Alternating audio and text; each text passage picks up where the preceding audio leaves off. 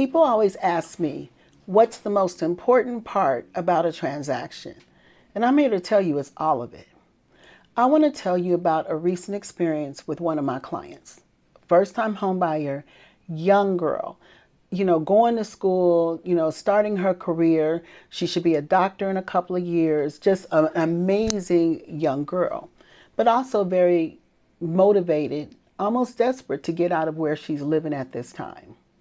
So she's been looking for property. The first deal she did, the seller pulled it off the market and decided that they didn't want to sell because the cost of repairs was going to be too great. She's in a lower price range, which means, she doesn't have the pick of the litter and still be able to live. So she found another property. The property was larger than the last one, so she was excited about that. But this was supposed to be a newly renovated flip. Now, this is where the story gets interesting. So she goes in and she makes an offer. Realtors are fantastic. They get the offer accepted, got the seller paying some closing costs. We're using some down payment resources. We're going to make this happen. And then we do the home inspection. And this is where the problems began. The home inspection showed that there were several water leaks. The appliances would all have to be replaced because, the refrigerator didn't have this, the stove didn't have that, the gas wasn't on, so the heat couldn't be checked, and because it's cool outside, most home inspectors won't cut on the air conditioner because they don't want to damage the system. Then we went on to the porch, where she told me the porch or the patio was so weak, she was afraid to stand on it or even jump on it for fear that it would come down. Then there was like two more issues in the home inspection. So the realtors, being great realtors of experience, went back and said to the seller, hey, what repairs are you willing to make? Well, the seller had her sign an as is, whereas, which means that she's responsible for everything. They've never lived in the house. They don't know what's going on. So basically, they're released from all liability at any point in time.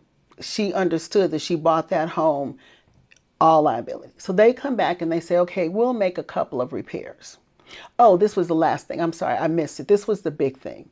The air conditioner was from 1987. It was the original air conditioner from the home. So the realtors go back and say, hey, these are the repairs that we're making. And they're like, yeah, we're not going to replace the air conditioner. We'll send a licensed plumber over there to fix these leaks. And that's about all we got. So my client, as I mentioned, is really pressed about getting out of her home. She wants out of where she's staying. It's not working for her. She wants out. So she's sitting there thinking about, how do I make this work? Me as a lender, not practicing real estate, she's coming to me for my advice.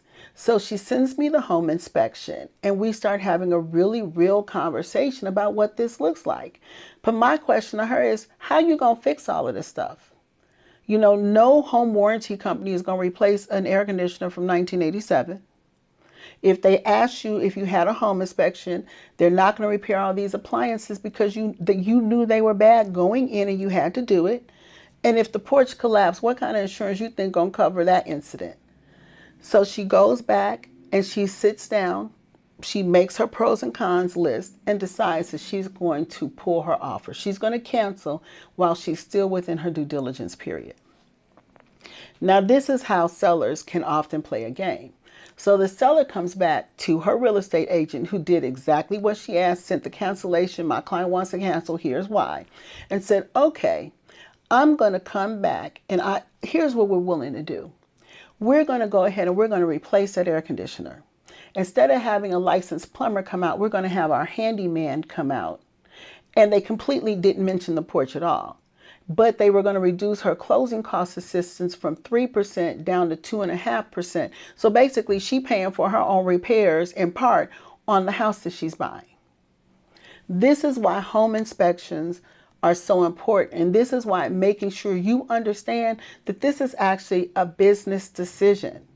My client sat down in conjunction with myself and her realtor, said, you know what? This is about the level of risk that I'm willing to take. And the level of risk of me buying this home is greater than what I'm willing to take.